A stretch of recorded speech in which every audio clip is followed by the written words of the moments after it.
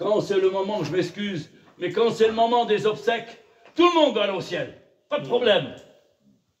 Qu'on soit chrétien ou non chrétien, on veut tous aller au ciel. Mais pour aller au ciel, il faut une clé. Et si on n'a pas cette clé, on ne peut pas rentrer au ciel. Moi, je suis venu avec ma voiture, j'ai suivi Michael jusqu'à là, je ne connaissais pas. J'ai pris ma petite voiture, j'ai mis le ton en route et j'ai suivi Michael. Et puis quand je vais retourner, je vais mettre ma petite voiture en route encore et je vais rentrer chez moi. Mais si je n'ai pas de clé, il va falloir me faire un lit ici par terre. Parce que je ne pourrai pas rentrer, je n'ai pas de clé. Vous comprenez? Eh bien, si on n'a pas de clé, on ne rentre pas au ciel. Jésus a dit ça dans sa parole. Je suis la clé de toutes les situations.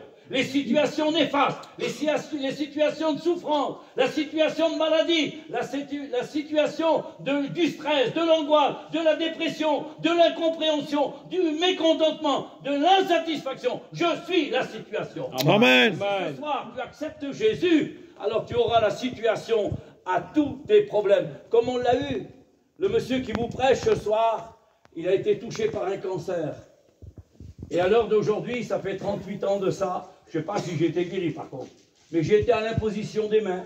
Et puis depuis, ben, j'ai plus mal. À votre idée, je suis guéri ou pas? Amen. 38 ans. Amen. J'ai mon fils il n'y a pas tellement longtemps. Il avait mal sur le côté. J'aurais cru que ma femme l'aurait dit, mais elle ne l'a pas dit, je vais le dire. Il avait mal sur le côté. Alors il a été vers son papa, qui est devant vous. Puis il a dit, mon père, il dit, j'ai mal là derrière, là, j'ai mal dans les intestins, je ne sais pas ce que c'est. Ben, je dis, c'est rien, mon fils, tu as mangé quelque chose qui n'était pas bon, tu verras, ça va se passer. Puis non, mais il dit, j'ai quand même mal, j'ai mal quand même. Ben, j'écoute, pour être plus sûr, va au docteur, il va t'ausculter, il va te donner un petit traitement, un petit calmant pour passer, puis ça va se passer. Et puis donc, le docteur, il a été au docteur, et le docteur a dit, monsieur, je vous conseille d'aller à la grande hôpital de Toulouse, à Rangueil. Alors mon fils, il est allé à Rangueil. Puis à Rangueil, là, ben, ils lui ont fait une radio. Et dans la radio, ils ne voyaient pas trop, c'était flou. Mais ils voyaient quelque chose. Et alors, ils sont venus vers le grand docteur. Et le grand docteur a dit, passez-moi un pescan à ce monsieur-là. Ils ont passé un pescan et ils ont vu une masse énorme avec des centaines de glandillons autour qu'on appelle des métastases, un cancer. Et là, mon fils, il est venu tout blanc dans la figure. Puis il a dit, madame, vous êtes... Oui, monsieur, on est sûr, regardez, c'est là. Voyez, c'est ça, tous les métastases et le cancer, il est là. Alors le docteur a dit, écoutez, rentrez chez vous. On vient de le découvrir, là, il n'y a pas longtemps, hein, là. On vient de le découvrir, rentrez chez vous. Et on va faire une table ronde avec les cancérologues de Rangueil. Et puis, vous allez revenir dans 2 ou 3 jours. On vous dira ce qu'on va faire. Si on opère, si on fait de la chimio ou si on fait des rayons. Rentrez chez vous, on ne va rien vous faire aujourd'hui. Et mon fils, il est rentré chez moi. Ben forcément, il pleurait. Il a 47 ans, mon fils, il a des enfants. Là, il vient de sortir des études, hein, il va être pasteur. J'ai 2 gens de pasteur. Amen. On est une famille comblée dans les choses de Dieu. Amen.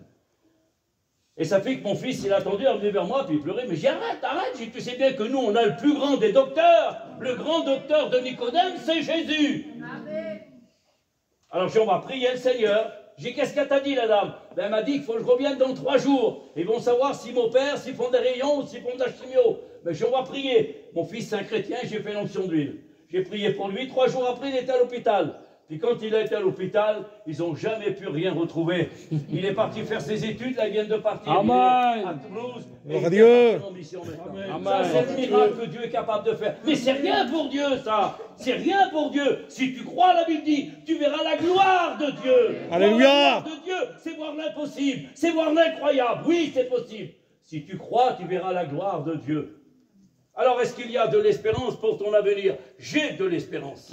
Je suis assuré pour le ciel. J'ai donné ma vie pour le ciel. Et aujourd'hui, j'ai une récompense qui m'attend dans le ciel.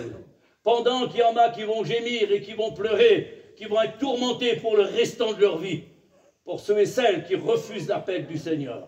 C'est la liberté. L'évangile, c'est la liberté. Mais accepte Jésus. Accepte-le comme sauveur et maître. Rappelez-vous, vous connaissez